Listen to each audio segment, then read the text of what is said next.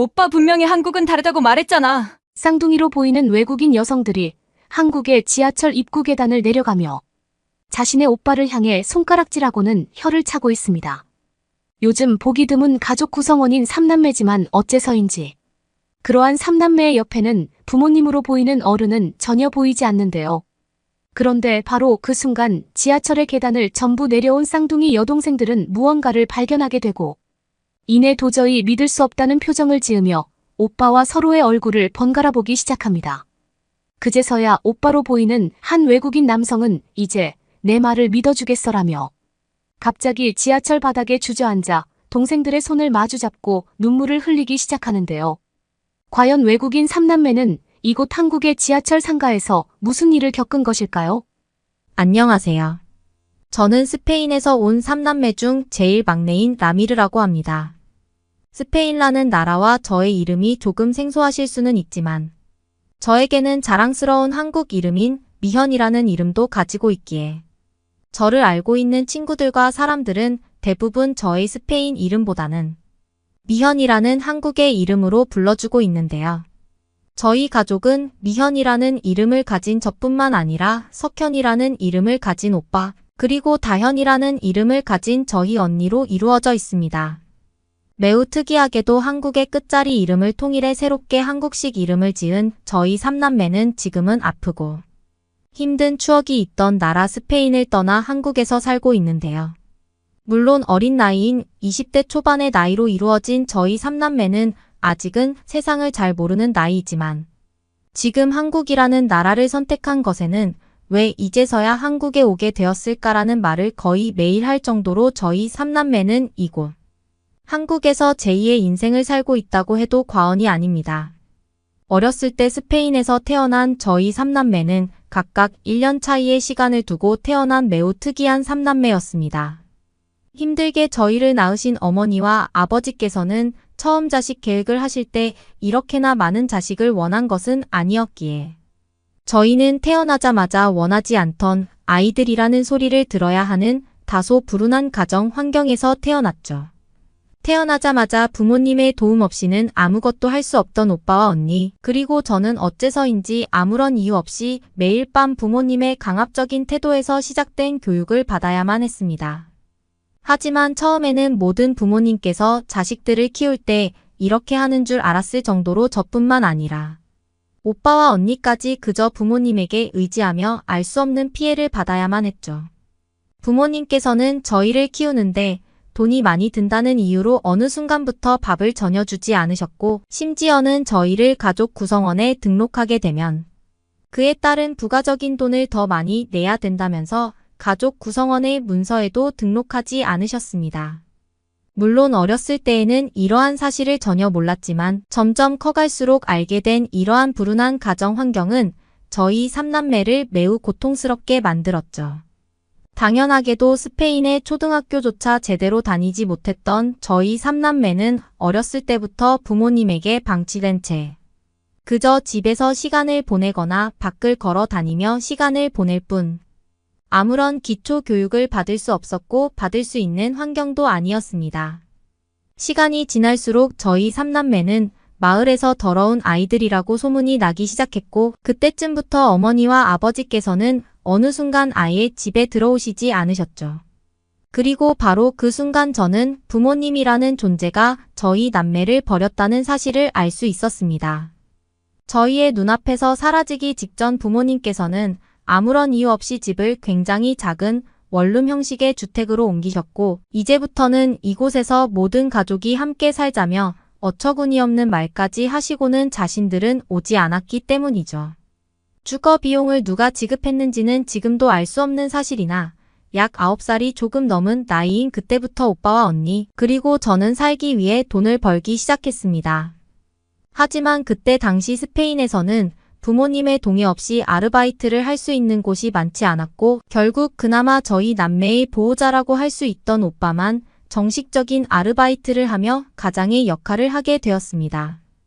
어쩔 수 없이 저와 언니는 그저 길거리에서 쓰레기를 줍거나 인근 봉사단체에서 먹을 것을 받아오는 정도만의 활동을 하며 하루하루 힘겹게 살아가고 있었죠. 그렇게 약 2년의 세월을 보내게 되었을 때 오빠는 제대로 된 식사조차 하지 못해 몸무게가 너무 많이 빠지게 되었고 저와 언니도 영양실조 때문인지 매일 밤 두통을 앓으며 정상적인 생활이 힘들 지경이었습니다. 하지만 그 누구도 악몽과도 다름없었던 부모님을 찾지는 않았고 결국 저희 삼남매끼리 힘을 내서 살아보자는 얘기만을 할 수밖에 없었죠. 그런데 어느 날 저희 삼남매에게 뜻밖의 사람들이 찾아오게 되었습니다.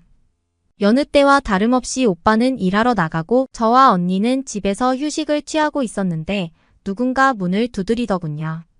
도저히 올 사람이 없어서 조금 의문스럽기는 했지만 저와 언니는 문을 열어주었고 그곳에는 약 2년 동안 저희를 버리고 사라졌었던 부모님과 정체를 알 수 없는 동양인의 부부가 있었습니다. 하지만 저와 언니는 그 동양인의 부부가 중국에서 왔다는 사람들이라는 것을 깨닫기까지 그렇게 오랜 시간이 걸리지 않았습니다. 부모님께서는 마치 저희를 굉장히 자주 만난 듯 알 수 없는 거짓말을 하며 저와 언니의 경계를 풀어주려고 했고 젊은 중국인 부부는 어색한 스페인어를 하며 저희를 입양하고 싶다는 말을 늘어놓기 시작했죠. 저와 언니는 부모님에게 너무 화가 나는 마음에 대체 지금의 상황이 뭐냐며 상황 설명을 요청했지만 부모님께서는 저와 언니를 다른 방으로 데려가더니 이렇게 해서 돈을 받으면 오빠에게도 주겠다면서 정말 부모가 맞는지조차 의심스러운 설득을 시작했고 어차피 부모라고도 생각하지 않고 있던 저와 언니는 차라리 중국인 부모에게 입양을 가서 지금의 부모님을 만나지 않는 것이 더 좋겠다는 생각에 이르렀습니다. 겉으로 봤을 때는 젊은 중국인 부부가 그렇게 나쁘게 보이지만은 않았고 그저 평범한 사람처럼 보였기에 저와 언니는 곧바로 오빠에게 전화를 걸어 상황을 알리고 집으로 와달라고 했죠. 그리고 약 10분이라는 얼마 지나지 않은 시간 오빠가 오게 되었습니다. 그렇게 오빠와 부모님, 그리고 중국인 부부는 꽤 긴 시간의 대화를 나누면서 알 수 없는 고함 소리도 들려왔고 결국 부모님은 방에 있던 저와 언니를 노려보고는 집 밖을 나가시더군요. 그리고 그날부터 저희 삼남매는 그 중국인 부부에게 정식으로 입양될 수 있었습니다. 오빠는 저와 언니에게 돈이 부족한 지금의 상황에서 어쩔 수 없이 입양에 동의할 수밖에 없었다는 말과 함께 그래도 서로 다른 국가의 사람이지만 부모라는 존재가 있는 게 조금이나마 생활에 도움이 될 것이라며 저와 언니를 안아주었죠. 하지만 그날 이후 저희 삼남매는 전보다 더한 지옥 같은 삶을 살게 되었습니다. 스페인의 작은 마을에서 농사일을 하며 지내던 중국인 부부는 오빠와 언니를 밤낮 가리지 않고 농장의 인부로 이용하며 일을 시키기 시작했고 제일 막내였던 저에게는 매일 이른 아침 나가서 길거리에 돈을 받아오라는 명령을 하셨기 때문이죠. 알고 봤더니 그 중국인 부부분들은 농장의 값싼 노동력을 위해 저희 삼남매를 입양했던 것이었고 돈을 받은 진짜 부모님마저 처음 오빠에게 돈을 주겠다는 것을 어기고 그저 도망쳐버리고 말았습니다. 밥도 제대로 주지 않는 중국인 입양 부모님의 농장일이 힘들기는 했지만 저와 언니는 그래도 어른이 있다는 사실에 알 수 없는 안정감을 느꼈고 오빠는 항상 그런 저와 언니를 보면서 이 사람들은 악마 같은 사람들이라는 말과 함께 절대 현실에 안주하면 안 된다며 저와 언니를 혼냈었죠. 하지만 지금까지 부모의 손길을 제대로 받아보지 못한 저와 언니는 점점 시간이 지날수록 중국인 입양 부모님의 말씀을 따르기 시작했고 그들이 하는 모든 말을 믿기 시작했습니다. 하루는 농장의 힘든 일이 끝나고 같이 밥을 먹을 기회가 있었는데 중국인 입양 어머니께서 저와 언니에게 혹시나 길을 가다가 한국인을 만나게 된다면 그 즉시 도망치라며 알 수 없는 말들을 쏟아내기 시작했죠. 무슨 이유 때문인지 몰라도 중국인 입양 부모님은 이야기를 나눌 기회가 있을 때마다 한국은 절대 가서는 안 되는 위험한 나라라는 말과 함께 한국이 엄청난 후진국이라고 설명을 해주었고 저와 언니는 중국인 입양 부모님과 함께 지내는 약 2년여의 시간 동안 그 말을 그대로 믿게 되었습니다. 그때 당시에는 그러한 잔소리와 이상한 말을 하는 입양 부모님도 여느 부모님과 다를 것 없는 관심이라고 생각했고 저와 언니는 점점 한국인과 한국에 대한 악감정을 가지기 시작했죠. 하지만 오빠는 그런 저와 언니를 보면서 정신을 차리라는 말을 매일 밤마다 하기 시작했습니다. 오빠는 농장의 일이 끝나고 매일 새벽 다른 일을 하며 돈을 모으고 있다는 말과 함께 조금만 더 돈을 모으면 이 집에서 도망치자며 저와 언니를 설득하더군요.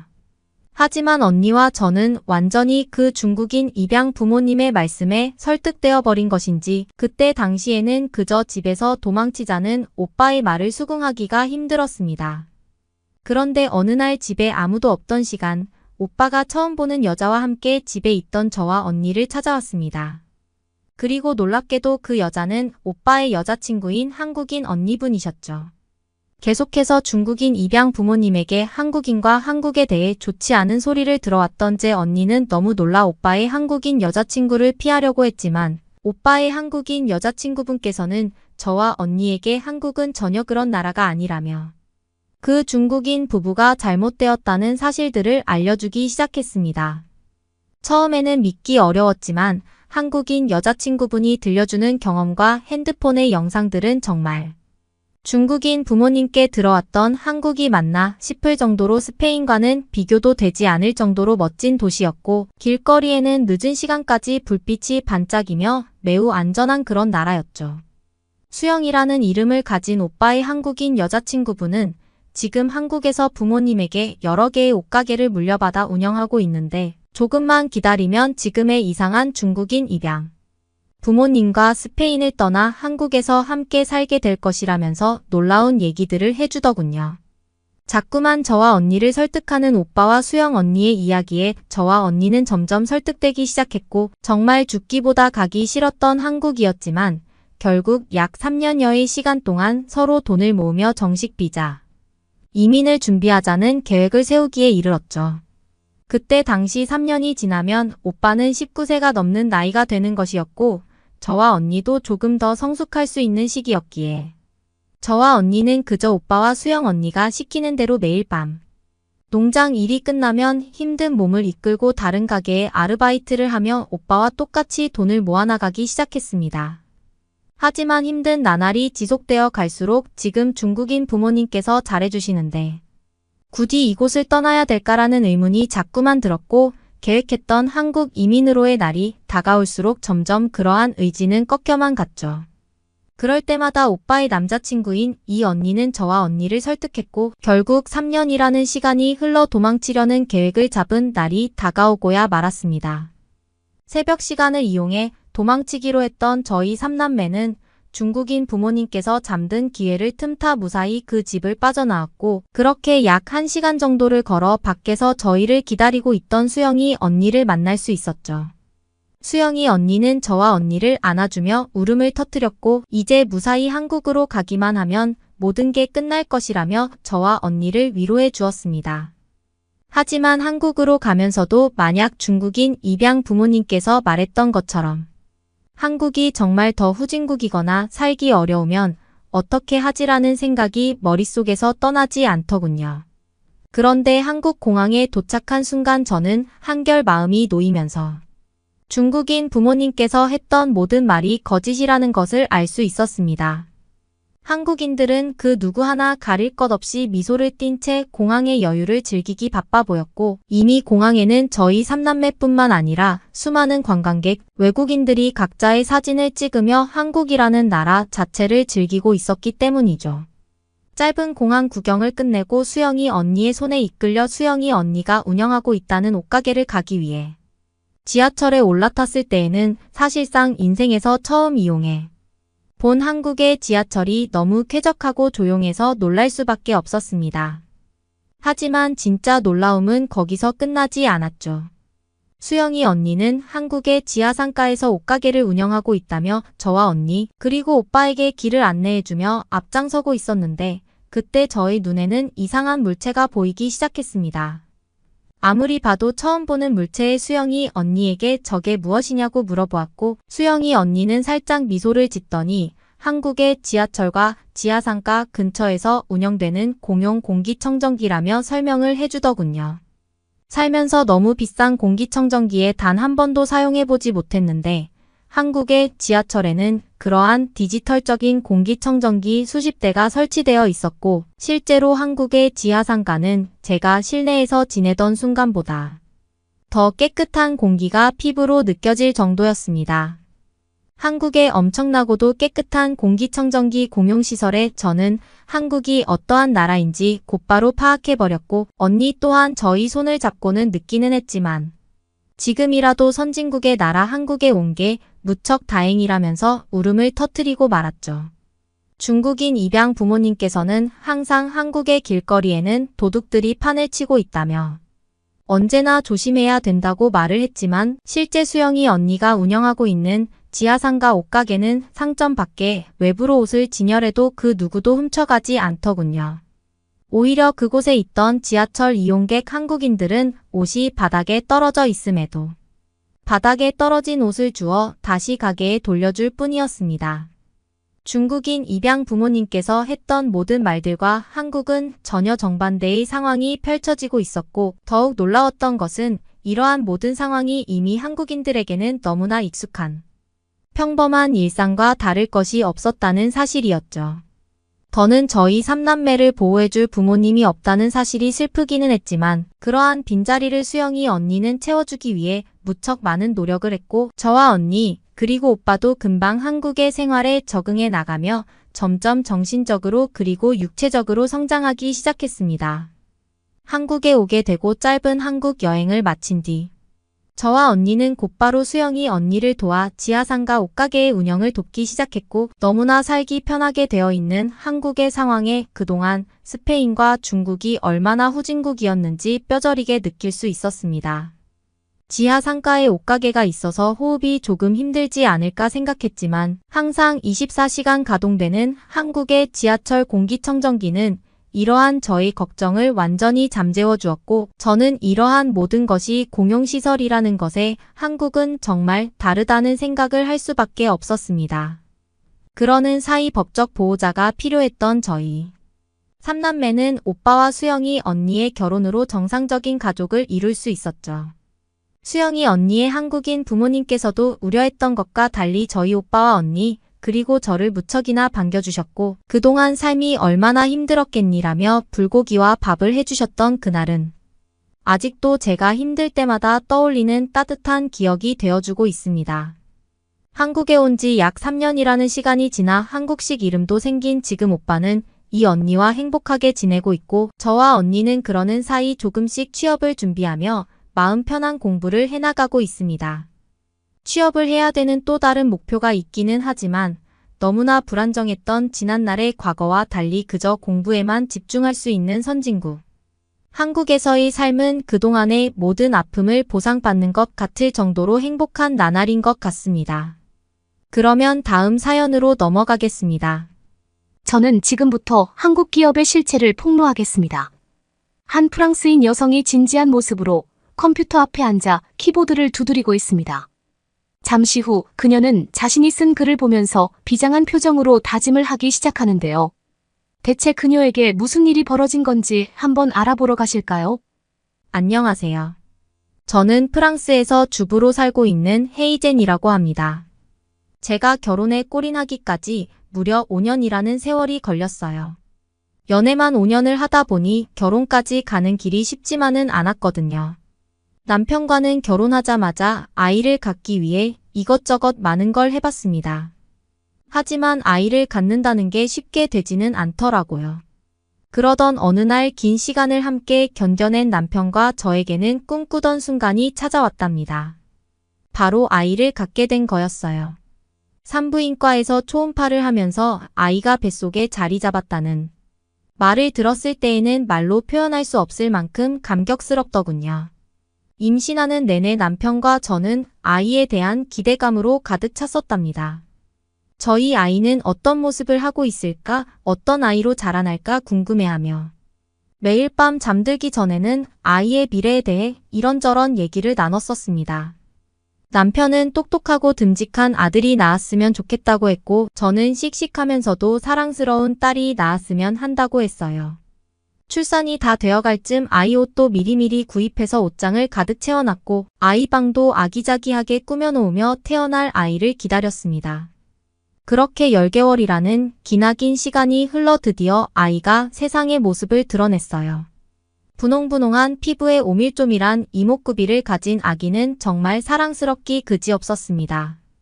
남편의 얼굴을 빼닮았는지 제 얼굴을 빼닮았는지는 조금 더 지켜봐야 알 것 같았어요. 하지만 갓 태어난 아기치고는 오뚝한 코를 가져서 훗날 미인이 되지 않을까 싶더라고요. 병원에서 퇴원한 뒤에는 매일매일이 행복한 육아의 연속이었어요. 바쁘다 보니 힘들 때도 있었지만 아이의 사랑스러운 웃음소리에 피로가 싹 달아나곤 했습니다. 그런데 좀 지나고 나서부터 아이에게서 이상한 점들이 발견되기 시작했어요. 그때만 해도 육아 초보였던 저는 그저 지나가는 증상쯤으로 여겼었답니다. 별일이 있을까 싶었거든요. 하지만 그 증상은 점점 심해지는 걸 볼 수 있었어요. 모유를 먹이면 자주 토하는가 하면 아무리 먹여도 배가 차지 않는 듯 칭얼거리곤 했거든요. 기저귀를 갈 때마다 매번 묽은 변을 쏟아내서 깜짝 놀랄 정도였습니다. 처음에는 그냥 신생아들에겐 흔한 일이려니 했는데 아이의 증상이 날이 갈수록 심해졌어요. 이제는 모유만 갖다 대면 먹지는 않고 울기 바쁘더라고요. 너무나 걱정되는 마음에 저는 유명하다는 병원은 죄다 찾아다니면서 소아기내과와 소아청소년과 할 것 없이 아이를 데리고 다니면서 검사를 시켰어요. 아이의 검사 결과를 기다리는 데는 한 달도 좋게 넘게 걸리더군요. 하지만 한 달이 걸려서 결과가 나오면 다행이었어요. 왜냐하면 그렇게 기다려서 결과를 들으러 가면 어떤 병원이든 아이의 뚜렷한 병명을 찾지 못했거든요. 의사들은 마치 짠 듯이 입을 모아 아직 어려서 적응하는 과정일 거라며 시간이 해결해 줄 거라고 했습니다. 하지만 시간이 흐를수록 제 불안감만 커져갔어요. 이러다간 아이의 영양 상태가 나빠질 게 눈에 선했거든요.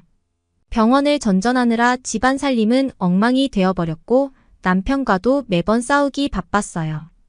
어느 날 제 얼굴을 보려고 화장실 거울을 보는데 매일 밤 우는 아이를 달래느라 잠을 못 자 다크서클은 턱 밑까지 와 있었습니다. 그때 정말 얼마나 충격적이었는지 몰라요. 아이는 상태가 더 안 좋아져 포동포동해야 할 볼이 점점 오목하게 파이기 시작했어요. 쏙 들어간 눈에 헬스케진 얼굴을 볼 때마다 가슴이 미어졌습니다. 이러다간 안 되겠다 싶었어요. 정말 답답해 마음을 털어놓을 곳이 필요했거든요. 그래서 찾아간 곳은 절친한 친구 이니스의 집이었습니다. 그 애는 저희 사정을 다 알고 있었거든요. 이니스는 울먹이는 저를 꼭 껴안아주며 얼마나 힘들었냐고 위로해줬어요. 그때 얼마나 한없이 고마웠는지 모른답니다. 그 애는 프랑스의 병원들이 얼마나 비싼지, 얼마나 많은 돈을 쓰며 병원을 다녔을지 걱정해 주더라고요. 제 이야기를 계속 들어주던 이니스는 곰곰이 생각하더니 문득 생각지도 못한 제안을 해주는 거 아니겠어요. 프랑스에서 병명조차 알 수 없다면 차라리 해외 병원으로 눈을 돌려보는 건 어떻겠냐고 말이에요. 저는 순간 의아했습니다. 저는 당연히 의료 쪽으로는 프랑스가 최고라고 생각했었거든요. 설령 해외로 간다 해도 어느 나라에 어떤 병원을 가야 할지 갈피를 잡을 수가 없었습니다. 그런 제 눈치를 읽었는지 이니스가 조심스레 입을 열었어요. 한국 병원은 어때? 한국이요? 머릿속에 물음표가 가득 떠올랐어요.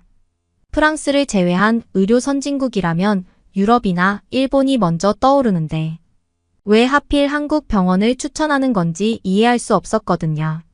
이니스는 자기 남동생이 한국에서 백혈병 투병을 했었다고 하더라고요. 당시 남동생의 상태가 위험할 수 있었는데 한국 병원에서 치료를 받고 기적적으로 완치 판정을 받았다는 거예요. 남동생은 한국에서 빠른 검사 시스템 덕분에 병을 조기에 발견할 수 있었고 빠른 진료로 치료 시기를 놓치지 않았다고 했어요. 그때 당시 이니스도 검사 결과가 프랑스보다 훨씬 빠르게 나오니 정확성이 떨어지지 않을까 걱정했는데 오히려 의료진의 실력이 출중해서 안심이 되었다고 하더라고요. 무엇보다 병원비가 프랑스의 반값보다 더 저렴해서 경제적 부담도 덜었다는 말에 귀가 쫑긋해졌습니다. 솔직히 소중한 저희 아이이지만 매번 다른 병원에서 새로운 검사를 받을 때 나오는 비용을 쉽게 댈 수는 없었거든요. 거기다 이니스는 한국 병원의 입원실도 쾌적하고 간호사들도 친절해서 입원 생활이 편했다고 알려줬어요. 과장 좀 보태서 마치 호텔에 온 것 같은 기분이 들 정도로 서비스가 훌륭하다고 하더라고요. 그 말을 듣고 보니 점점 희망이 생기는 것 같았어요. 더 늦기 전에 한국에 가서 아예 치료를 받아야겠다고 생각이 들었습니다. 사실 저는 이니스가 한국에 대해서 얘기해 주기 전에 한국에 대해서 좀 알고 있는 상태였어요. 결혼을 하기 전 한국인에 대해 강렬한 인상을 받은 계기가 하나 있었거든요. 사실 그전부터는 한국에 대해서 전혀 모르고 있었는데 그 일이 있고 난 이후로는 한국에 대한 제 인식이 완전히 바뀌는 계기가 되었습니다. 그땐 프랑스 국적을 가진 글로벌 항공사에서 일하고 있었어요. 워낙 규모가 큰 항공사인 만큼 전 세계 곳곳에 노선을 가지고 있었고 그래서 여러 국적의 동료들과 일할 기회가 많았습니다. 매일같이 비행을 거듭하던 어느 날 평생 잊을 수 없는 사건이 터졌어요. 비행 스케줄은 파리 공항을 출발해 루앙으로 향하는 거였습니다. 늘 하던 대로 기내 업무의 한창이었는데 어찌된 일인지 그날은 유독 날씨가 험악하더라고요. 그런데 마침 갑자기 저희가 탄 비행기가 금한 거센 난기류에 휘말리고 만 거예요. 그 난기류가 얼마나 심각했는지 비행기는 통제 불능 상태나 다름없었어요. 비행기를 자주 타보신 분은 아시겠지만 난기류는 비행기 안전을 위협하는 가장 무서운 존재 중 하나잖아요. 공기의 흐름이 불규칙해지는 데다가 난기류가 어디서 발생할지 예측하기도 사실상 불가능해서 대비하기가 굉장히 어렵죠. 보통 난기류를 만나게 되면 객실 선반에 들어있던 승객들의 짐들이 떨어지는 건 꽤나 자주 있는 일인데 그날만큼은 차원이 다를 정도로 아수라장이 되더군요. 아예 음료수 카트가 허공으로 날아오를 정도였으니까요. 차가운 금속재 카트였는데도 그렇게 천장으로 확 떠버리는데 얼마나 무서웠는지 몰라요. 저를 포함한 다른 승무원의 몸이 천장과 벽에 처참하게 부딪히는 광경을 보면서 정말 아무것도 할 수 없었답니다. 승객들은 공포에 질려 비명을 지르는 데다가 아이들은 울음을 터뜨리기까지 해서 기내는 말 그대로 아비규환이 따로 없었어요. 지금껏 항공사에서 일하며 여러 번 난기류를 겪어봤지만 이 정도 수준은 처음이라 아무리 베테랑인 저도 당황하지 않을 수가 없었습니다. 머리가 하얗게 되면서 손발이 후들거렸고 심장은 미친 듯이 쿵쾅거리더군요. 물론 회사에서는 이럴 때를 대비해 꾸준히 교육을 시켜왔어요. 난기류를 만났을 때의 대처법은 물론이고 위급한 순간에도 승객의 안전이 최우선이라는 사명감을 심어주기 위해 노력했답니다. 회사에서 그런 훈련을 받은 덕분인지 머릿속으로 당황스럽고 무서웠지만 어떻게든 최대한 매뉴얼에 맞춰 행동하려고 안간힘을 썼어요. 하지만 훈련 때처럼 쉽게 되지는 않더군요. 손부터가 덜덜 떨렸으니까요. 그런데 그때 한 승무원이 눈에 띄는 거 있죠. 한국에서 온 태희는 승무원이었어요. 제가 알기로 태희 씨는 승무원 경력이 그리 길지도 않은 신입이었거든요. 태희 씨조차도 이런 강도의 난기류는 처음 겪어봤을 텐데 태희 씨는 놀랍게도 당황하는 기색 하나 없이 승객들에게 안전벨트를 매라고 안내 방송을 하는 거예요. 목소리에서 묻어나는 믿음직함과 침착함은 저마저도 안심이 될 정도였다니까요. 태희 씨는 그렇게 안내 방송을 한 뒤에 통로에 굴러다니는 음료수 카트를 치우려다가 발목을 크게 삐어버렸어요. 카트에 부딪힌 발목은 순식간에 부어올랐고 보기에도 너무 고통스러워 보였습니다. 그런데 이어서 믿을 수가 없는 광경이 펼쳐지더군요. 태희 씨는 아랑곳하지 않고 통로를 가로질러 승객들을 돌보는 게 아니겠어요. 고통에 찡그린 표정을 감추려 했으며 승객들의 안전을 위해 자기 몸을 사리지 않고 헌신하는 모습에 저는 어떻게 저렇게까지 할 수 있는지 존경하는 마음까지 들 정도였습니다. 태희 씨는 기체가 안정될 때까지 쉴 새 없이 통로를 오갔어요. 승객들을 안심시키고 부상자들을 돌보느라 자신의 상처쯤은 아랑곳하지 않았습니다. 결국 우여곡절 끝에 국제공항에 무사히 비상 착륙할 수 있었어요. 하지만 슬픈 소식이 있었습니다. 태희 씨가 그 이후에 4주 동안이나 병원에 입원해야 한다는 소식을 들었거든요. 하지만 태희 씨 덕분에 몇몇 승객들만 다치는 정도로 피해를 줄일 수 있었답니다. 그 사건 이후로 저는 한국인들에 대해 각별한 애정을 갖게 되었어요. 태희 씨에게서 느꼈던 강인함과 희생정신은 단순히 개인적인 특성이 아니라 한국인 특유의 정신이 아니었을까 하는 생각이 들었거든요. 아무튼 그렇게 이니스를 만나 한국 병원에 대해 심도 있는 대화를 나누고 난 후 저는 한 걸음에 집으로 달려갔어요. 현관문을 열고 들어서자마자 남편에게 오늘 있었던 일을 다 말해주었습니다. 이어서 저는 한국에서 아이를 치료하면 어떨까 하고 살며시 제안을 했어요. 이니스에게 들은 이야기를 줄줄 퍼대니 남편의 눈빛이 진지해지더라고요. 아이가 매일같이 앓는 모습을 지켜보는 게 남편에게도 큰 고통이었을 테니까 말이에요. 저조차도 아이의 작은 신음소리에 가슴이 미어지는데 남편 입장에서도 병원을 전전하며 좋아지지 않는 아이의 상태에 속이 타들어가고 있었을 거예요. 잠시 고민하던 남편은 이내 고개를 끄덕였어요. 지푸라기라도 잡는 심정으로 해볼 수 있는 건 다 해봐야 한다며 한국행을 결정했습니다. 남편의 직업이 개발자라서 정말 다행이라고 생각했어요. 어디서 일하든 노트북만 있으면 일하는데 큰 문제가 없으니까요. 다행히 남편이 회사의 사정을 말씀드리며 퇴사를 통보하자 대표님은 흔쾌히 배려해 주시면서 아이의 쾌유를 빌어주셨다고 하더군요. 떠나기 전 할 일이 태산이었지만 아이의 건강을 되찾는 게 우선이라는 일념으로 밤낮 없이 뛰어다녔어요. 짐을 싸고 서류를 준비하고 비행기표를 구하느라 정신이 없었습니다. 하루가 48시간이었으면 좋겠다고 생각할 정도로 눈코 뜰 새 없이 바빴답니다. 그렇게 정신없는 나날들을 보낸 끝에 드디어 한국행 비행기에 몸을 실었어요. 우여곡절 끝에 인천공항에 도착해 입국 심사를 받는 동안 제발 한국에서는 아이의 병이 무엇인지 발견돼서 치료를 했으면 좋겠다고 얼마나 기도했는지 몰라요. 공항을 나서자마자 남편은 휴대폰을 꺼내 무언가를 검색하기 시작했어요. 미리 알아본 카쉐어링 앱을 설치하느라 여념이 없더라고요. 몇 번 터치만으로 주변에 있는 자동차를 쉽게 빌릴 수 있다는 점이 참 편리했답니다. 빌리는 것도 간단했지만 정작 놀라운 건 대여한 차량들의 상태였어요.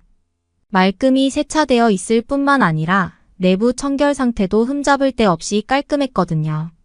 일주일 후 저희 부부는 초조한 마음으로 병원을 찾았어요. 주치의 선생님께서는 한참 동안 컴퓨터 화면을 들여다보시더니 의미심장한 표정으로 입을 떼셨습니다. 알고 보니 저희 아기는 아미노산 대사이상 질환을 앓고 있다는 거예요.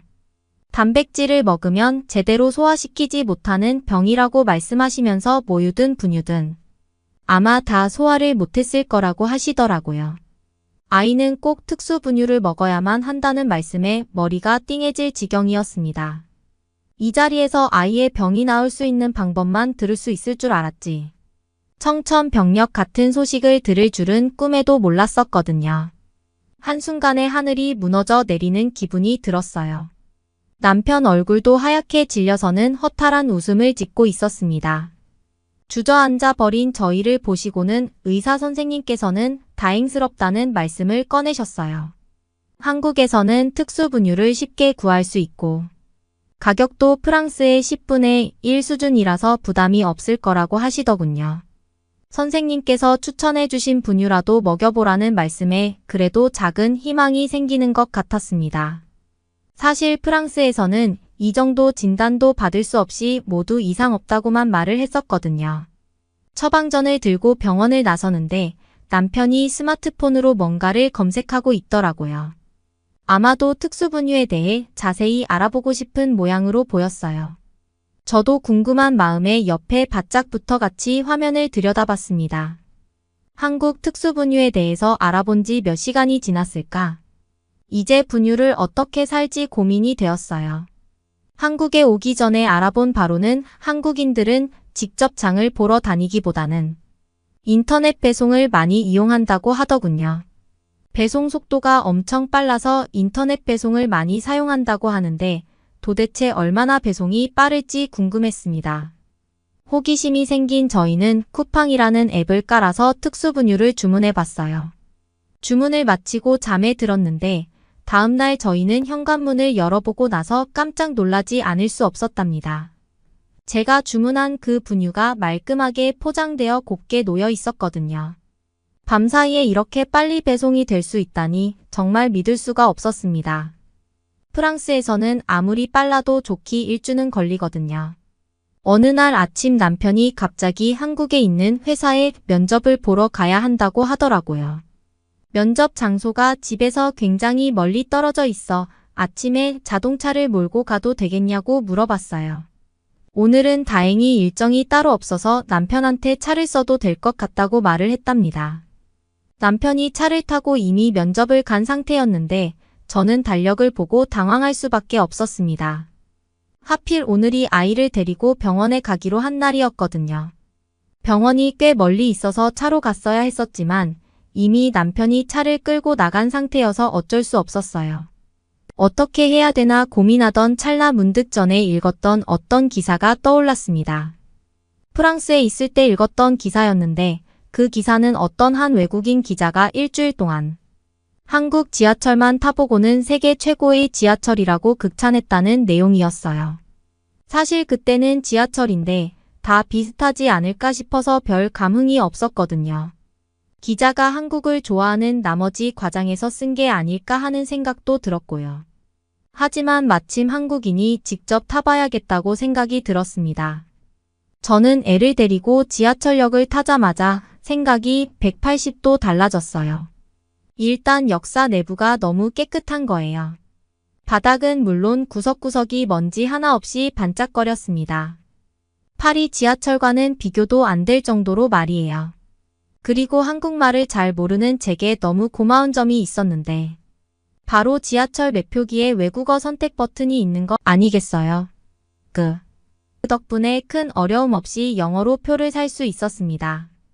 저처럼 방향 감각이 없는 사람도 헤매지 않고 찾아갈 수 있게 여관에 안내 표지판이 잘 되어 있더라고요. 한글뿐 아니라 영어와 일본어 그리고 중국어로도 쓰여 있었고 그림으로도 표시되어 있어서 누구라도 쉽게 길을 찾을 수 있게 배려한 게 인상 깊더군요.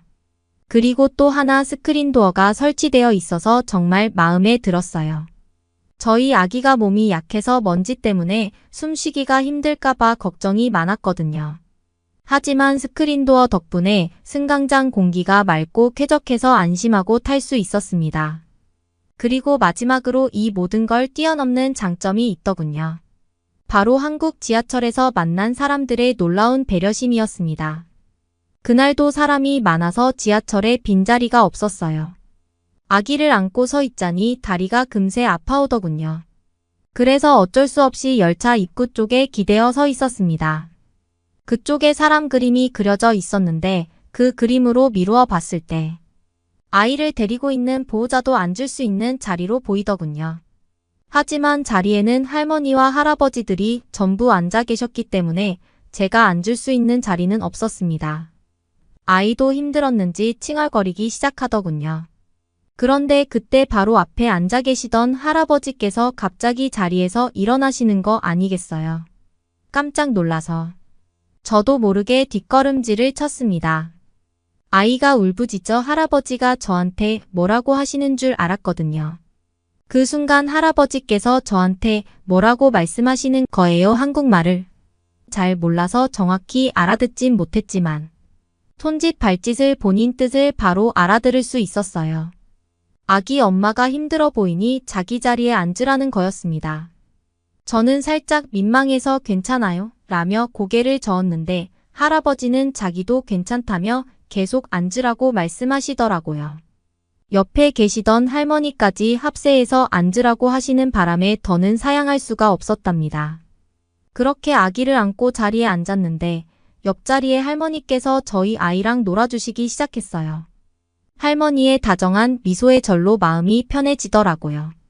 덕분에 병원에 도착할 때까지 편하게 앉아서 갈 수 있었답니다. 내릴 때 몇 번이고 감사하다고 인사를 드렸더니 할아버지 할머니께서는 괜찮다며 오히려 환하게 웃어주시더라고요. 아기와 저를 배웅해 주시던 그 모습이 잊혀지지 않았답니다. 이게 바로 한국인들의 따뜻한 정이구나 하는 생각이 들었어요. 모르는 사람한테도 기꺼이 자리를 내주고 아이를 돌봐주시는 모습에서 감동을 받았습니다. 한국에 와서 정말 잘한 것 같다는 생각이 또 드는 순간이었어요. 마음이 따뜻해진 채로 지하철에서 내렸습니다. 한국 지하철이 너무 잘 되어 있어서 생각한 것보다 훨씬 빨리 병원에 도착할 수 있었답니다. 그날 저녁 면접을 마치고 돌아온 남편과 함께 저녁 식사를 한 뒤 문득 밖에 나가 걷고 싶은 마음에 남편에게 산책하고 싶다고 말했어요. 그런데 남편은 밖에 나가서 걷고 싶으면 그냥 걸으면 된다면서 별거 아니라는 듯이 대답하는 거 있죠. 깜깜한 밤에 밖에 밤거리를 거니는 게 위험할 수도 있다고 생각했던 저로서는 남편의 대수롭지 않은 반응이 의아했습니다. 저는 나가지도 못하는데 약 올리는 거냐고 남편을 째려봤어요. 남편은 그 눈빛을 느꼈는지 한국의 밤거리는 프랑스랑은 다르다고 설명하기 시작하더라고요. 한국은 밤에 돌아다녀도 위험하지 않은 곳이라며 호신용품 같은 걸 가지고 다닐 필요가 전혀 없다는 거예요. 하지만 저는 남편의 말을 쉽게 믿을 수가 없었답니다. 반신반의하는 표정을 짓자 남편은 제 손을 잡더니 집 밖으로 저를 이끌었어요. 밖은 어두웠지만 가로등 불빛이 은은하게 길을 밝혀주고 있더군요. 저는 여전히 불안한 마음에 주위를 살피며 조심조심 걷기 시작했습니다. 그런데 신기하게도 지나다니는 사람들은 저 일을 전혀 신경 쓰지 않는 것 같았어요. 다들 정말 별일 없다는 듯 제 갈 길만 가더라고요. 게다가 밤인데도 생각보다 많은 사람이 거리를 돌아다니고 있었습니다. 심지어는 여자 혼자 다니는 모습도 심심찮게 보였답니다. 이 광경을 보며 낮에 지하철에서 겪었던 일이 떠올라 남편에게 들려줬어요. 남편은 제 얘기를 듣더니 신기하다는 반응을 보이며 다음에는 같이 지하철을 타보자고 제안했습니다. 저희는 그렇게 밤거리를 걸으며 한국 생활에 대한 소감을 나누기 시작했고, 결국 저희 둘 다 한국행을 잘 선택했다는 결론을 지었어요. 희귀병을 앓는 아이에게 좋은 치료를 받게 해줄 수 있고 무엇보다 치안 걱정 없이 살 수 있으니까요.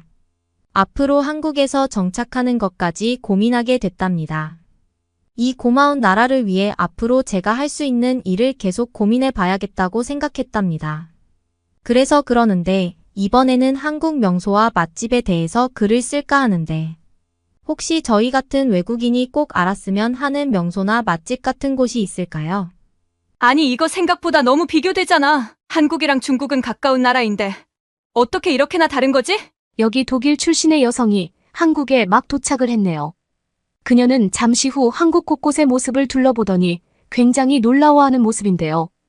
과연 그녀가 어떤 장면들을 봤길래 이렇게 놀라워하는지 한번 알아보러 가실까요? 안녕하세요. 저는 독일에서 살고 있는 데미아라고 합니다. 저는 사람들에게 맛있는 요리를 만들어주는 요리사로 일하고 있는데요. 최근에는 아시아에 있는 음식들에 관심이 생기더라고요. 그래서 저는 각 나라마다 맛집으로 유명한 식당들에 직접 가서 음식들을 먹는 식으로 여행을 하고 있답니다.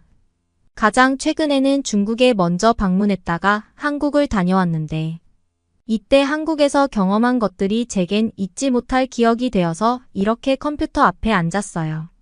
사실 한국에 도착했을 때 저는 겁에 많이 질려 있는 상태였어요.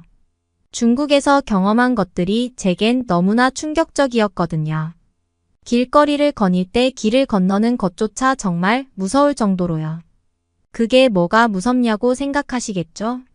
중국에서는 길을 건너려고 하면 이상하게 길가에 신호등 같은 게 거의 없다 보니 차가 멈추질 않아요. 무조건 차가 우선인 거죠. 그래서 길을 한번 건너려고 하면 마치 제가 어린아이가 된 것처럼 손을 들면서 제가 여기에 있다는 걸 차들에게 알려주면서 가야지 겨우 차를 멈출까 말까 하는 상황이었어요. 대부분이 제가 손을 들더라도 속도를 줄이지 않은 채 쌩 지나가기 일쑤였고요. 근데 중국 사람들은 아무렇지 않게 그렇게 쌩쌩 다니는 차들 사이를 여기저기 잘 피해서 다니더라고요. 어떻게 보면 정말 놀랍더라고요. 저런 말도 안 되는 환경에 완벽하게 적응을 한 거니까요. 길을 건너는 게 하도 무서웠던 저는 그래도 신호등이 있는 곳은 괜찮겠지 싶어서 신호등이 있는 곳을 간신히 찾아냈어요. 그래서 일부러 거기에서 길을 건너기도 했죠. 근데 신호등이 있다고 하더라도 없는 곳과 그닥 차이는 없더라고요. 애초에 신호등이 없는 것처럼 신호를 무시하면서 차들이 쌩쌩 지나가 버렸기 때문이에요. 이 정도면 정말 중국에서 길을 건너는 행위 자체가 서바이벌이 아닌가 싶은 생각이 들었을 정도였어요. 대체 어떻게 해야지 다른 중국 사람들처럼 차를 잘 피해갈 수 있을까 하는 생각밖에 들지 않았답니다. 그리고 중국 사람들이 운전을 정말 격하게 하더라고요. 자동차나 오토바이가 도로 위를 달리는 걸 흔하게 볼 수 있는데 옆에서 그 장면을 보고 있으면 운전하는 사람들이 질주하듯이 속도를 정말 빠르게 내고 위험하게 사람들을 이리저리 피해가면서 운전하는 거 있죠. 아니, 중국은 속도 제한이 없는 나라인가요?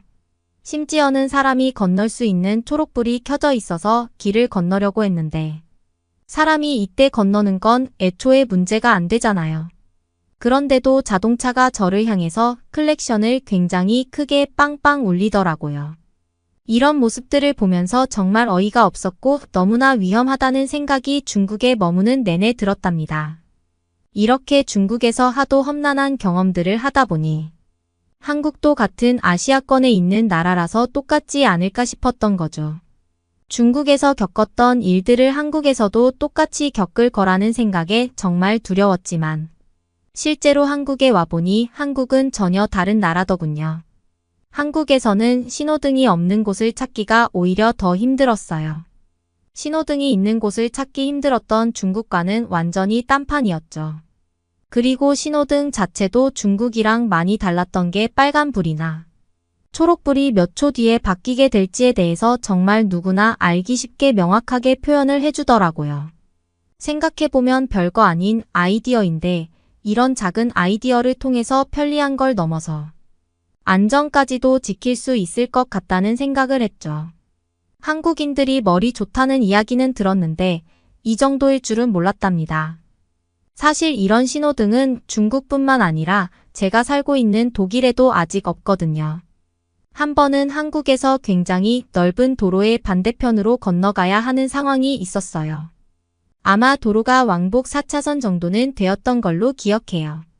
그런데 이때 보행자가 건널 수 있는 초록불 신호가 거의 1분 넘게 유지되고 있는 거 아니겠어요? 중국처럼 차량을 우선시하는 게 아닌 보행자를 정말 많이 신경 쓴다는 걸 알 수 있었답니다. 게다가 그 넓은 도로에서 차량 신호가 초록불이 되기도 전에 차들이 정지선에 딱 맞춰서 정지하고 사람들이 모두 건널 때까지 기다리고 있는데 정말 장관이었어요. 한국 사람들의 시민의식이 중국 사람들과는 많이 다르다는 게 느껴지는 장면이었죠. 중국이었다면 분명히 신호를 무시한 채 쌩쌩 달려나갔을 테니까요. 그리고 한국 신호등이 독일인인 제 눈에 정말 신기한 이유가 하나 있어요. 한국인 분들은 당연하다고 여기실지 모르지만 한 번은 제가 한국에서 신호를 기다리면서 횡단보도 앞에서 스마트폰을 보고 있었어요.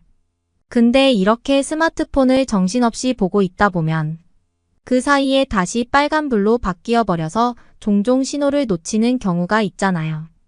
근데 한국의 신호등에는 바닥에도 지금 보행자 신호가 빨간불인지 초록불인지 표시를 해주더라고요. 한국 사람들이 정말 얼마나 세심한지 이런 편의시설 하나만 봐도 알 수 있는 부분이죠. 대체 제가 살고 있는 독일에는 이런 신호등을 왜 도입하지 않는 건지 물어보고 싶네요.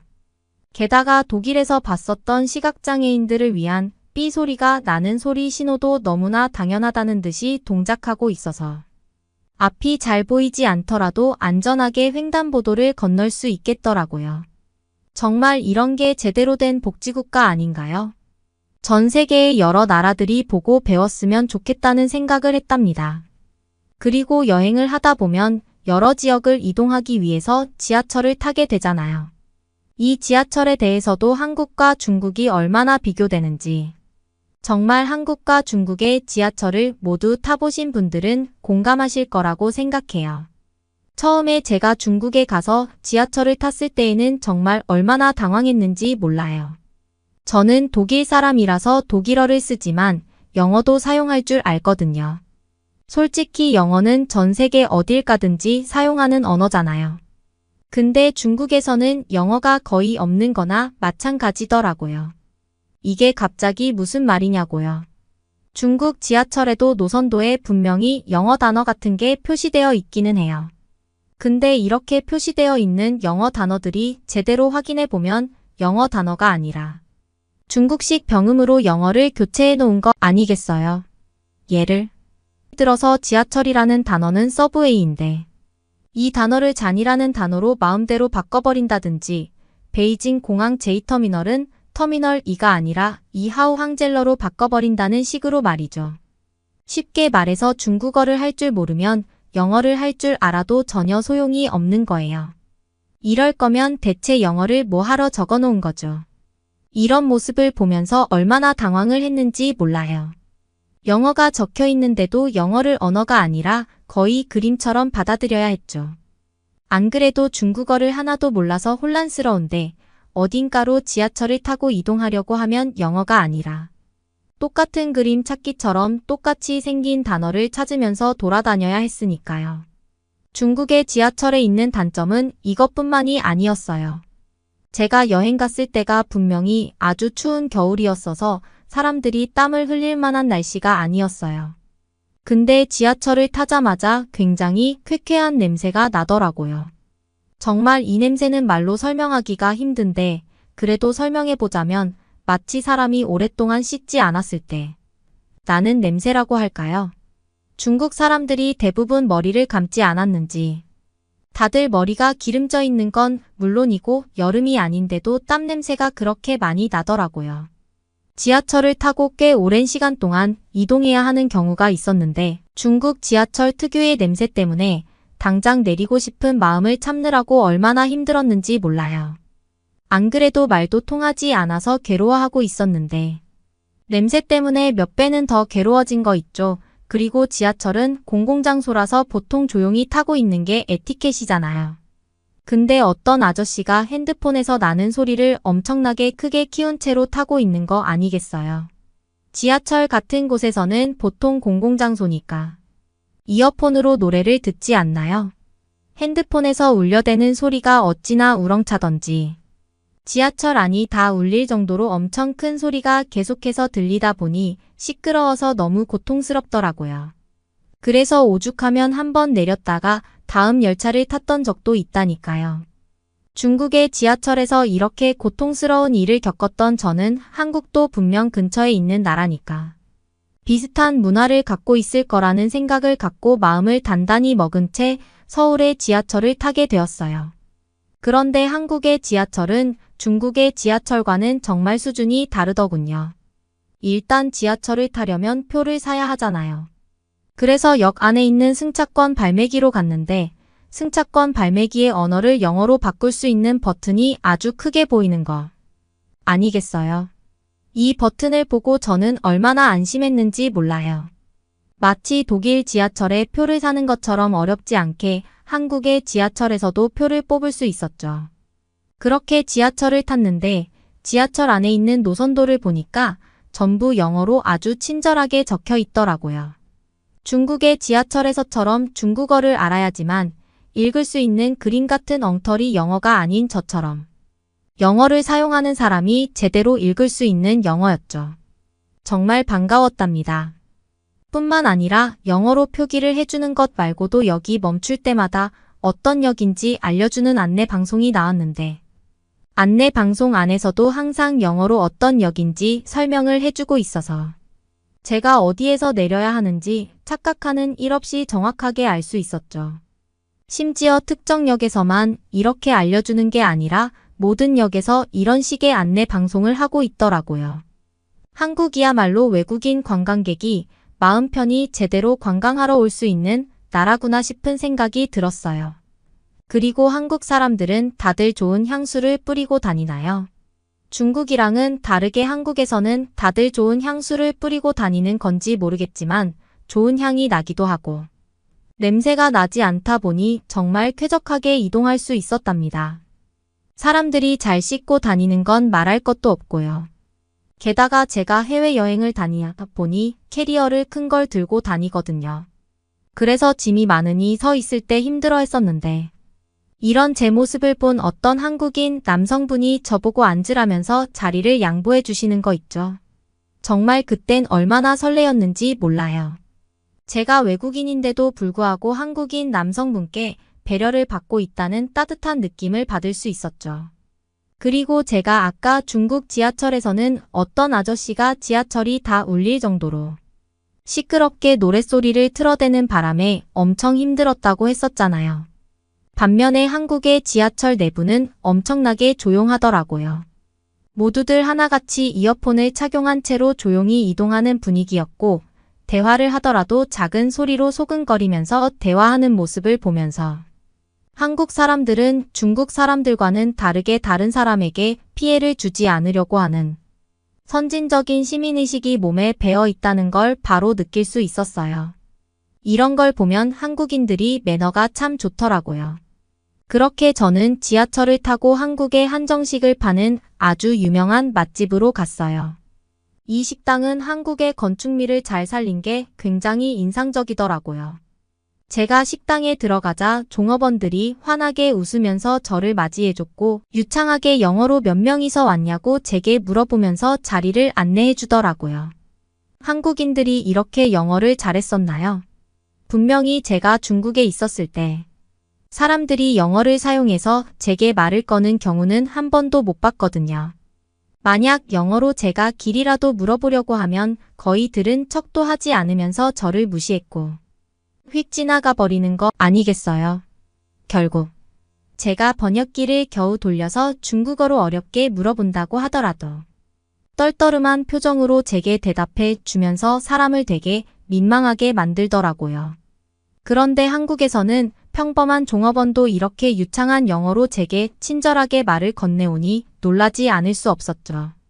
게다가 한국 사람들은 식당 종업원이 아니더라도 그냥 길거리에서 길을 물어보면 영어로 정말 친절하게 설명해 주더라고요. 대체 한국인들은 몇 개 국어를 할 수 있는 건지 궁금할 정도라니까요. 한국인들이 똑똑하다는 얘기를 듣기는 했는데 이 정도일 줄은 몰랐죠. 정말 대단하고 멋있다고 생각했답니다. 그렇게 한정식 메뉴 중에 가장 인기 있다는 메뉴들을 시켰는데 제가 주문한 음식들 말고도 셀 수 없이 많은 음식들이 나오는 거 아니겠어요? 단순히 양만 많은 게 아니었어요. 맛 자체도 정말 깔끔하다는 생각이 들 정도로 군더더기 없이 맛있었고 밑간도 너무 짜거나 달지도 않다 보니 계속해서 먹게 되더라고요. 이렇게 그릇을 깨끗하게 비워본 게 얼마만인지 한국 음식은 정말 최고였어요. 중국에서 음식을 먹을 때에는 정말 제게는 충격 그 자체였거든요. 우선 음식 자체가 제 입맛에는 잘 맞지 않았어요. 제가 아무래도 요리사라는 직업을 갖고 있다 보니 가급적 편견 없이 다양한 음식의 맛을 보려고 노력하는 편인데도 이상하게 중국에서는 제가 먹기 거북한 재료들로 음식을 만들다 보니 보기만 해도 먹기가 싫어지더라고요. 게다가 향신료가 워낙 강하다 보니 제가 중국에서 음식을 먹는 동안 끝까지 먹은 적이 한 번도 없었네요. 오죽하면 중국에서 다양한 음식들을 파는 시장이 있길래 한번 방문해 봤는데 시장 안에서 무슨 음식인지도 모를 이상한 냄새가 나서 거부감이 들더라고요. 결국 저는 시장 밖에서 냄새만 맡고 시장 안을 보지도 못하고 발걸음을 돌릴 수밖에 없었습니다. 사실 중국과 비교했을 때 한국이 우월한 건 음식뿐만이 아니었어요. 한국인들이 보여준 매너 역시 중국인들과는 차원이 달랐으니까요. 제가 중국에서 밥을 먹고 있을 때 있었던 일인데 어떤 모르는 사람이 갑자기 책자 같은 걸 들고 제가 앉아서 밥 먹고 있는 테이블에 펴놓더니 제게 중국어로 설명을 하는 거 아니겠어요. 저는 중국어도 모르는 사람이고 갑자기 모르는 사람이 식사하는 사람에게 와서 대체 뭐 하는 건가 싶었거든요.